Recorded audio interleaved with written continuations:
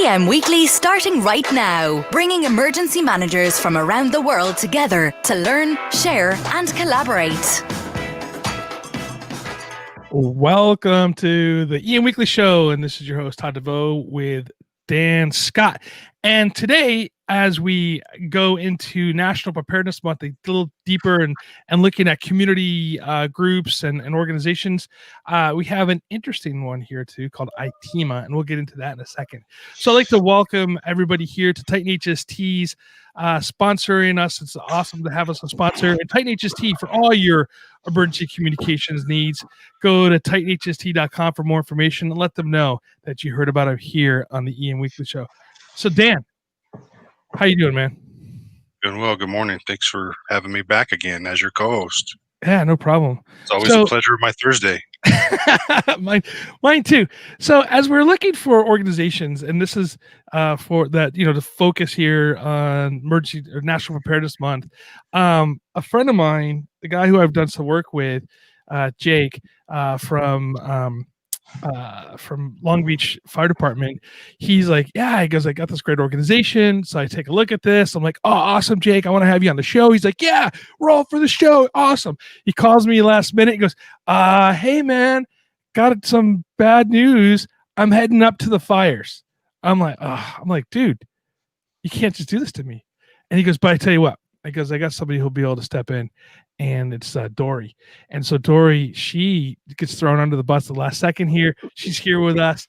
I would love to do a better introduction of Dory than I can. But Dory, you know what? Since Jake threw you under the bus, I want to give you a couple seconds. Explain to me why you're here with us today and how I learned some cool stuff about you regarding when we did the whole CERT conference, the National CERT conference. I want to learn more about you. So Dory, tell me a little bit about yourself. Well, good morning, everybody, and I'll try to do justice filling in for Jake at the last minute, but he owes me, so that's always good because I will definitely take advantage of that later. My name is Dory Beats, and I serve as emergency manager for my tribe, the Tuolumne Band of Miwok Indians. I'm located in Central Sierra of California, about 2 hours east of San Francisco, above Yosemite National Park. And as emergency manager, I also serve as the CERT program manager and CERT instructor.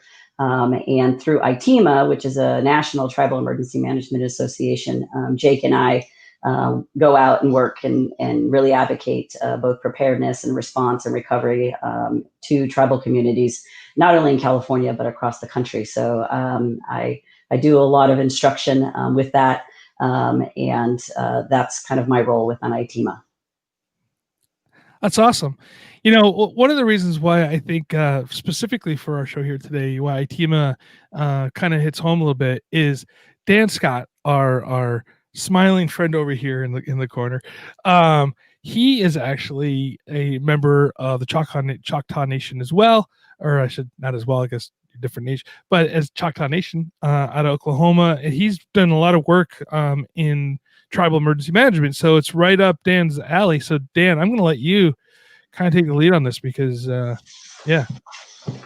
Well, good morning, Dory. So as he said, I was born in Oklahoma and I am a member of the Choctaw tribe. I actually work, as he mentioned, across the country, mainly in tribal gaming and making sure that the casinos and other aspects of business that are owned by tribes are properly being planned, trained, and have someone who can develop an emergency management program for those individuals. So it was great. It's great to have you on the show today.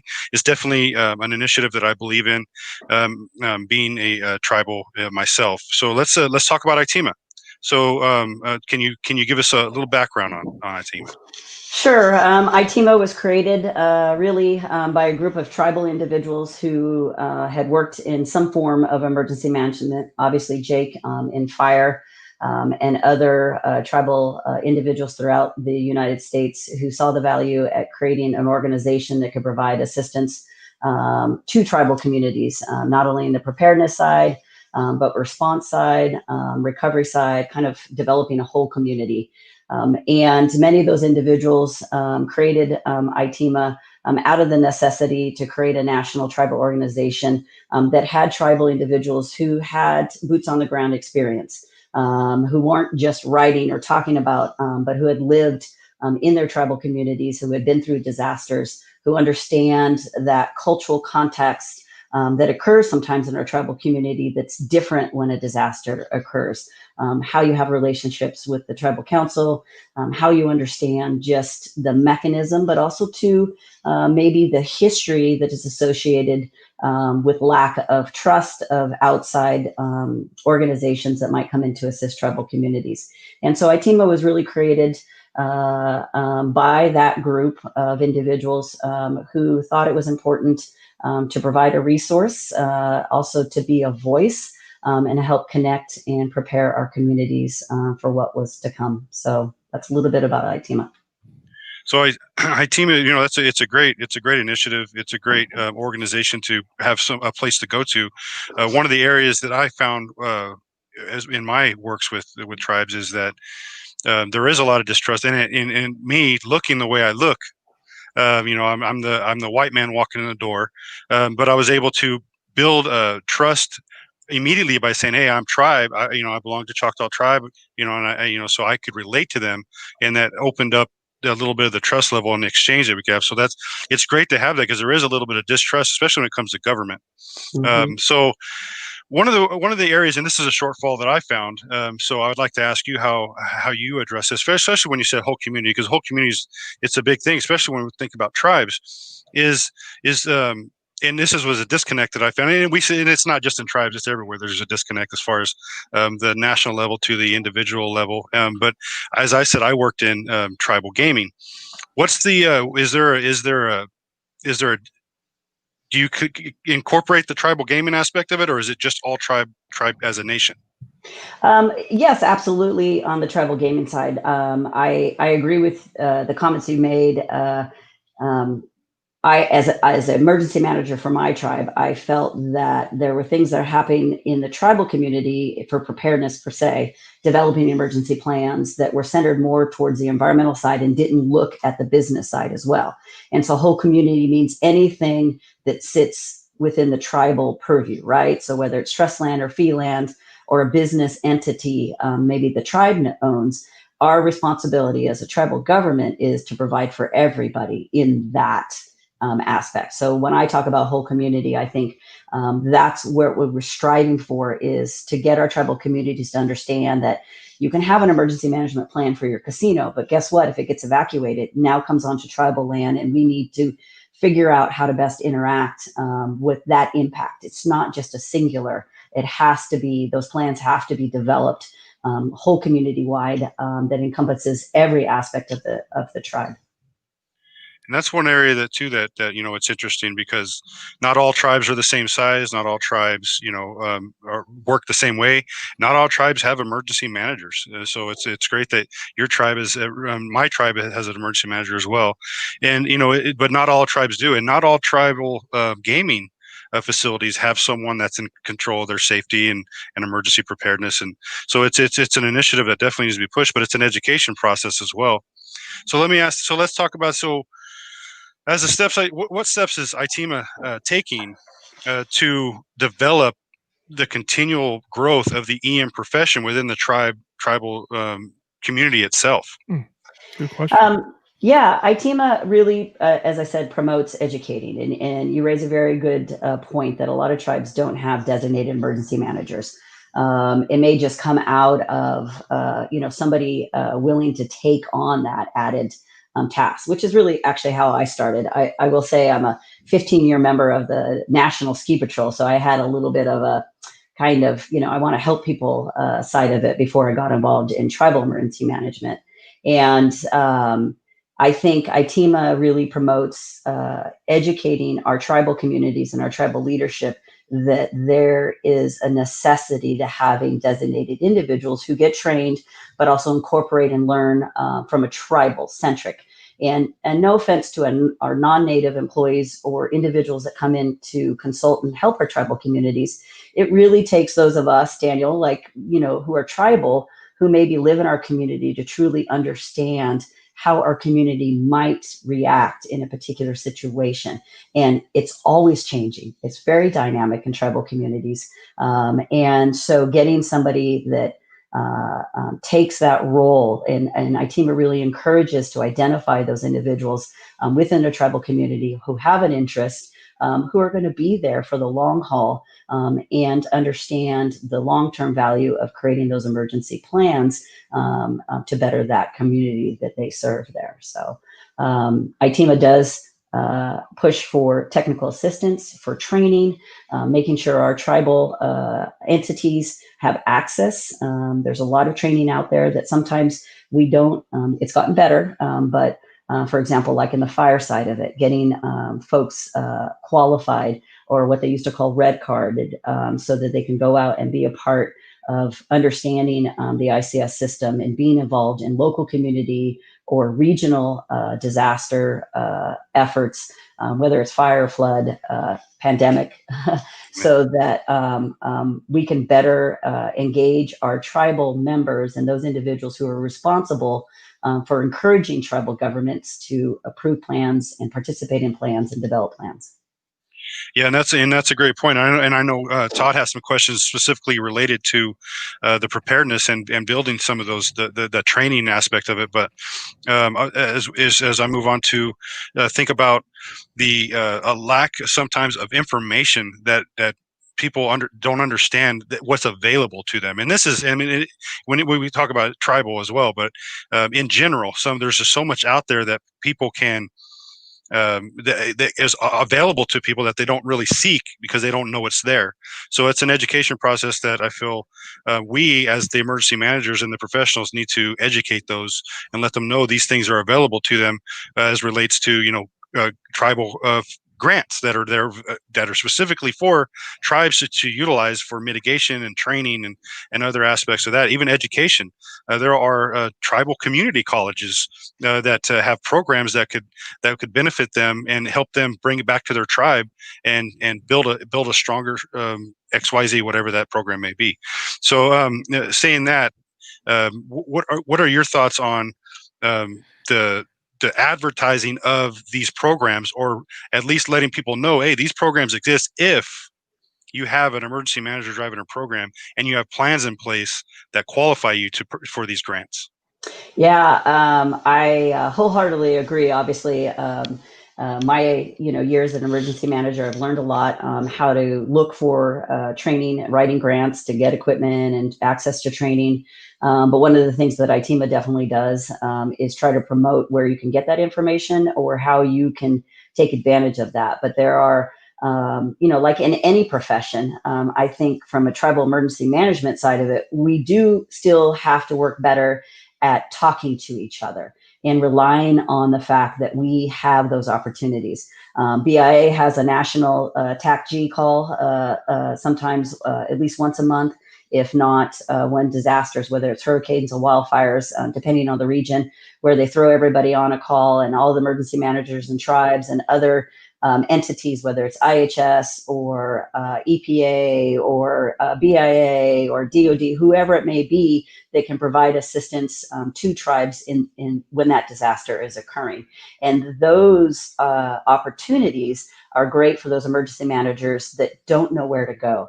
I will tell you from a personal experience, when I first got involved, we had a very large fire here in California in 2013 called the Rim Fire. At that particular time, it turned out to be the third largest wildfire in California. Well, now it's, I think, 8 or 9, but it impacted our tribal community. And I was brand new as an emergency manager. And I was like, what do I do? And so Jake was like one of the first people I called. And then all of a sudden, that tree of friends we have in tribal emergency management were calling, and the folks that we had developed relationships in the federal government or the state government or the local government started to come forward and say, hey, what do you need? What can we get you? And I'm like, I don't know what I need. So, but now I know what I need when we have a disaster. So I'm ready to strike and take advantage of some of those resources that are out there. But I would just say encouraging tribal emergency managers and those individuals who are getting involved in it to seek those out. Reach out. iTEMA is a great resource. There's other organizations that are out there that can pinpoint you to places where you can get information and get that training that you need to better and prepare your community. All right, we're going to take a quick break right now, but when we come back, there's 2 things I want to talk about. One is I want to talk about certain listos, And the other is I want to talk about the difference in the processes when in the Indian tribes compared to states. All right. Are you looking for that bag? Are you looking for that bag to help you keep organized as you travel around? Something you can carry with you every day? Well, VanQuest was founded with a simple mission: build the toughest bags and packs for you to carry every day. You can stay organized and prepared. VanQuest has been making the ultra durable bags and packs since 2011, and their bags and packs are trusted by the FBI, U.S. Secret Service, and U.S. SOCOM. That's the U.S. Special Operations Command. Their bags and packs offer the best organization for the user-friendly experience, such as the high visibility interior for the users. And I'm telling you something, I love that orange inside the bag because I can find the things I need quickly. I love my VanQuest bag. Don't forget, they offer free shipping, 100-day return guarantee, and a lifetime warranty. And if you put in EM Weekly, all caps, all one word, you get 10% off your total purchase. VanQuest.com. The Outer Limits Supply Company was founded on the idea of providing high-quality first aid kits. Their goal is to supply the life-saving equipment you'll need to mitigate the majority of medical or traumatic injuries often seen during austere conditions. Whether it is when you are on the outdoor adventure or your team has responded to a major crisis, the Outer Limits Supply Company provides practical, user-friendly first aid and trauma kits that anyone can use. If you enter EM Weekly at checkout, you'll receive 20% off your purchase. So go to www.outerlimitsupply.com today. And everybody, thank you so much for listening to those sponsors. You know, without them, we can't really bring a quality program that we have right now.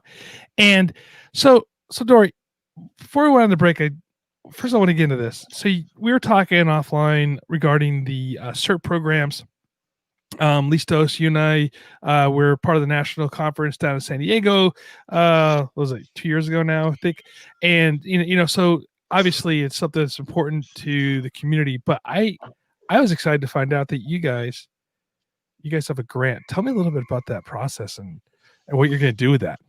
Yeah, so we're really excited. Obviously, CERT, which stands for Community Emergency Response Teams, is huge in iTEMA. It's actually where I first met Jake. He was my instructor when I took the basic back in 2012. And so iTEMA wrote in for a grant. California and the governor, through their Preparedness for All campaign, this last year, committed a lot of money and funding to go out and really get all communities prepared, no matter who they were. And we were the only tribal organization that was awarded a portion of the grant to specifically go to tribal communities and do preparedness and CERT specifically training. And so through Listos, California, which they changed the title Preparedness for All to Listos, California, and Listos meaning ready, because there were a lot of underserved non-English speaking communities as well throughout California that they saw a value in teaching for preparedness. California is,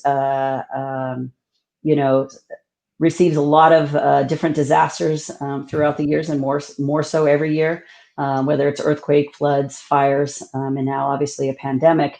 And so making sure all communities are out there and prepared. And so through our grant, iTEMA is committed to providing Listos or preparedness, the 5 steps to preparedness webinars. You can go to iTEMA.org/2020 and sign up and be a part of webinars. We actually have one tonight at 7 and 8 Pacific time. You can register, and it takes about 30 minutes. We go through kind of basic 5 points of preparedness, getting ready, having a plan, having a pack, talking to your family. And so it's really important that we reach out as many individuals in tribal communities as possible. You don't have to be a member of a California tribe to participate in the webinar. The focus is obviously in California, but we want to make sure folks are taking advantage of these 5 points of preparedness. And because of COVID, Our CERT in class basic courses have kind of stopped because we can't teach the in-class portion currently right now. But through Cal Volunteers, our friend Suva, and through Cal OES, they are moving CERT. You can take the online course through the University of Utah, and then join the in-person as we start to get back to normal and able to do some of those in-person classes. So iTEMA will be doing CERT classes, in a smaller scale to those individuals that need the hands-on portion, the skills portion of the CERT, so that we can continue. And we'll be doing that in October and in November and as long as we can. Until we get back to being able to run a CERT program all in person. So that's a little bit about Listos California and the grant that iTEMA has received. That's great. And California is doing a great job as far as putting money into those community programs. Listos, again, is basically was created for non-English speakers, mostly Spanish at the beginning, where it was preparing small groups quickly for disasters. So not like the large full-scale CERT classes. And that has been expanded into, I know, Mandarin and a couple other languages too. Yes. Yeah, so I think it's like 5 languages right now that they're doing this program. And so it's a kind of a cool program. So those who are not in California would like to learn more about Listos, you can reach out to Suvate over at Cal Volunteers, and he'll be more than happy to. I'll put his personal telephone number down there. No, just there you go. He'll love that. Suva, I won't do that to you. Suva's a great guy, and I wouldn't do that to him. But yeah, so he's a great guy, and he'll give you more information than you want. So, kind of moving on to the relationship between the tribes and government, right? And when I say government, I'm talking about non-tribal government. So it's kind of a for me, it's weird. And that's why I'm asking the question. So there are times when the California tribe, for instance, would fall under the state of California when we're doing things, and then there's times when the tribe really doesn't need to worry about California. They could go directly to the federal government. How do you work that out? Like, how do you know when you're going to say, hey, we're going to declare or proclaim through the state compared to declaring directly to FEMA? And how do you get your money? Like, because I know like local government goes to the state. How does this work? Tell me. Yes. Tell me how this works. Works. It is definitely gotten better because you only had one choice before, unless you met the very large threshold. So through the Stafford Act, it allows tribes to directly now go through the president and through the federal side for a disaster declaration.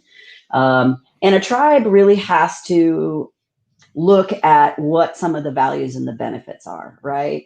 Going directly through means that you as a tribe have to understand and be prepared and capable to do the mass amount of paperwork that's involved with getting your money. When you go through the state, you don't have to do as much because they're doing a lot of the paperwork for you on your behalf. You're still having to get that information. So there's, and the benefit to doing one or the other, maybe a little bit more direct money, or the fact that you just want to emphasize the direct relationship as a tribal government, as a sovereign has with the United States. And some tribes choose not to go through the state simply because they feel that, well, wait a minute, we are above the state. We aren't below the state. Our particular tribe has never had enough of what we consider a financial threshold impact. And knock on wood, we're very thankful that we haven't had that through our disasters, we've gone through our local and through the state and filed that way. But there are many tribes within the state of California that have decided to go direct and declared, and they will go through the FEMA process. So it's really, it's great that we have a choice now. I think that is the number one. But as Danny will tell you, as an emergency manager, there's things that we have to understand, and we get very involved with our fiscal side of the tribe because there's a lot of record keeping that has to occur, a lot of things that you have to do from the very get-go. And I use just as an example the COVID pandemic for us. we, were shut down as many other tribal governments were. We activated our EOC. So the minute we went from daily operations to emergency operations, everybody's filling out 214s, everybody, the copier log, everything that we have to do to then turn around and give it to our fiscal so that we can apply for reimbursement as a part of that disaster. And so if you don't do those things, you can't get that money. So you have to understand. And I think that's where the training and the exposure for our tribes to understand that they have to, in turn, create processes internally that fit so it's easier to recoup that money, because we believe that our communities are just as valuable as the city government next to us, or the county we sit in, or the state we sit in. But we also, unfortunately, have to play a little bit by their rules, which means we need to understand that system. Now, do you build relationships like a city does, for instance, with the county directly? Are you guys like in Orange County specifically, and I could talk a little bit about that, is that we have like, the operational area and all the cities, we meet monthly and we kind of discuss these things. We have all these different partners that come in. Do you guys work like that through iTEMA or other organizations, or is it tribe to tribe, to how they function between the county government and the tribal governments? So I'll answer that in twofold. One, I'll talk specifically about Tuolumne and how we do it, and then what iTEMA does advocate and help educate tribal communities. For Tuolumne, I am very proud to say that we have one of the best relationships with our county government, that more than most tribes in California do. So as an emergency manager, I'm the direct link, and I sit at the table, meaning when there's a disaster, I have county OAS calling me, sheriff calling me, our unit chief for CAL FIRE calling me.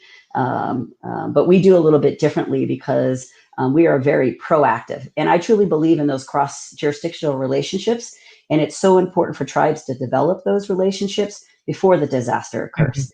And we were lucky before the rim fire that we had developed those relationships. When I have emergency management training, I invite all of those local partners. They come. When I do a tabletop on active shooter, they come, because we are a public law 280 state, so criminal jurisdiction and law enforcement.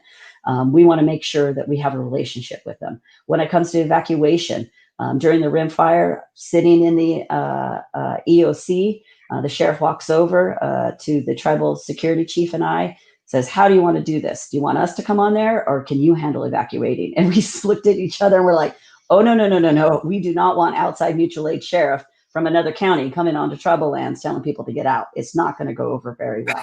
And so we have a verbal agreement that we will take care of our 100+ homes. We will work in concert with the sheriff's office onto the direction. Are you taking a left when we come out of the res, or are we taking a right, depending on the emergency? We have RV resort, we have the casino, we have, a gas station. And so we have a great relationship that some tribes in our state do not have with their counterparts. And partly is because we have come to the table. We have asked to sit at the table. We are a partner. We've held incident command posts on tribal land. Our hotel has housed Cal OES and CAL FIRE folks when there's a disaster. So we work in concert with them.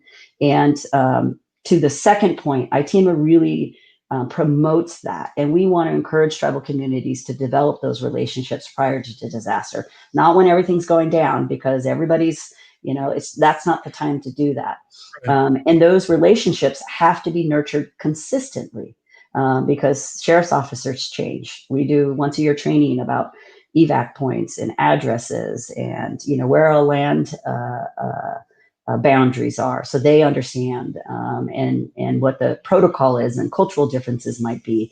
And so, as I said, when they're getting ready to declare from the Board of Supervisors, their CIO calls me and says, hey, Dory, we're going to do this. You want to be added onto it? Are you guys being impacted by that? So we work really in concert together. And that's what iTEMA really promotes, is how you develop those relationships.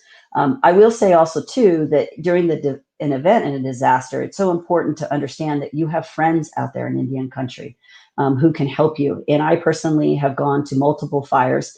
I'm a liaison officer trainee that has been called out on multiple fires, specifically when it impacts tribal communities, whether it's location of shelters for Red Cross and evacuation with those sheriffs who maybe don't understand. The state will call me in, or the feds will call me in, or another tribe will come and say, hey, can we borrow you for 2 weeks? Come help set up an EOC during the event of a disaster. So iTEMA really promotes that, that we have resources that if you need something, we can help you.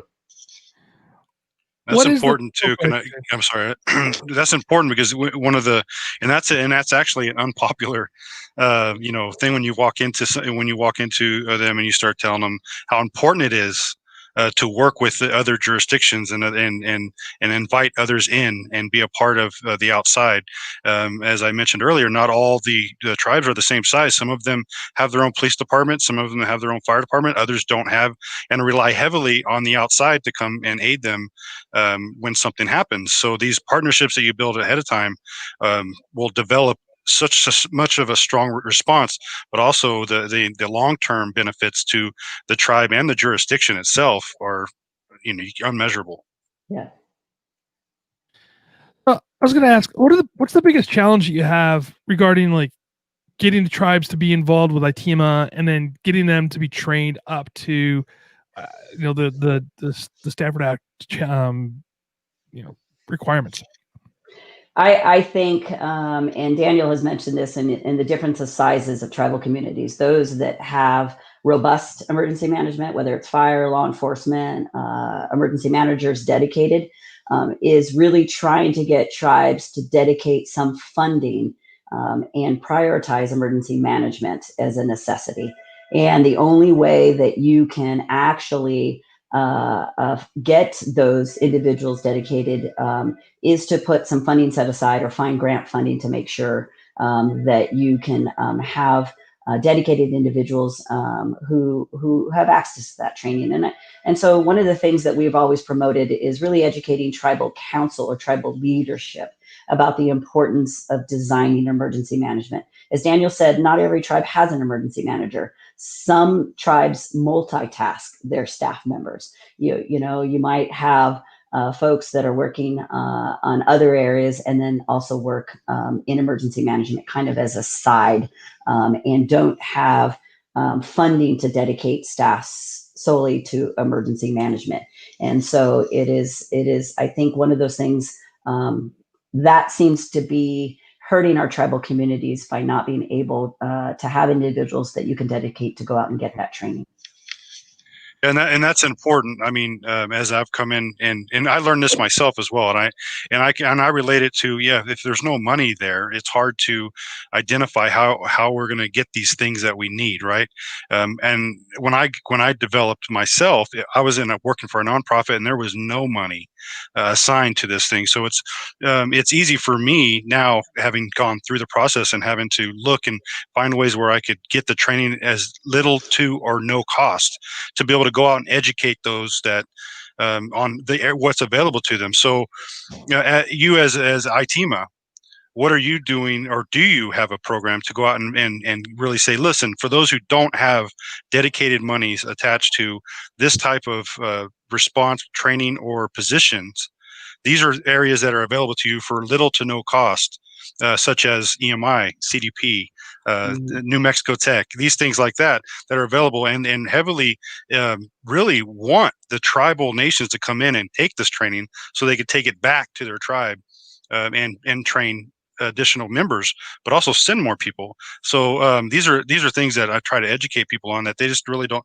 even practiced emergency managers and long life responders don't know certain things exist out there for them that could really benefit not only them, the jurisdiction and the profession. So how does iTEMA see that? Well, iTEMA definitely promotes just the availability of, hey, call us. If there's a phone call, and you'll see on our website, we can provide technical assistance in the sense of like, hey, here's the places you need to go. Here's where you need to get into kind of that listserv of emergency managers when information comes out. and where you can access some of that free training. We also will post, whether it's on Facebook, Instagram, on our website, announcements of those types of training that comes available and serve that. And so it's really important for us as a tribal organization to really promote that. Because some of us and who have been working in emergency management obviously have learned over the years, and we know exactly for those tribal communities where they're starting from when they start at the very beginning, and how valuable those resources are to us for training, for getting grants. It is amazing what's out there right now in the way of grants for tribal communities, specifically to planning, to equipment, that I am still surprised that tribes are not taking advantage of. Yeah. Awesome. So Dory, how can somebody find you? How can somebody find you? Now, to get a little hint, there is some stuff in the show notes below, but if you're driving down the road and you just want to hear, how can they find you? So iTEMA.org, that's where you can go directly to find information. We're also on Facebook and Instagram, and Twitter. That's Jake's side of it, the Twitter and the Instagram side of it. But you can find us iTEMA.org or iTEMA. And specific to the Listos, California, iTEMA 2020 is where we have more of the Listos preparedness diet specific to California. But if you just go to iTEMA.org, you can find more information about us and how to contact us. Dory, thank you so much for being with us today. Thank you for pitch hitting for Jake, and he owes you a drink or something for that. He owes me big time. So, oh man, Dan, thank you for your time. Producer Brian's back there somewhere. I don't know where he is. Oh, there he is. Producer Brian, thank you so much for your time today. And everybody, thank you for spending the morning with us here at the Ian Weekly Show. And again, please follow us on Facebook, YouTube, Twitter, Instagram, wherever else you can find us. And also on your favorite podcast player. So until next week, stay safe, stay hydrated.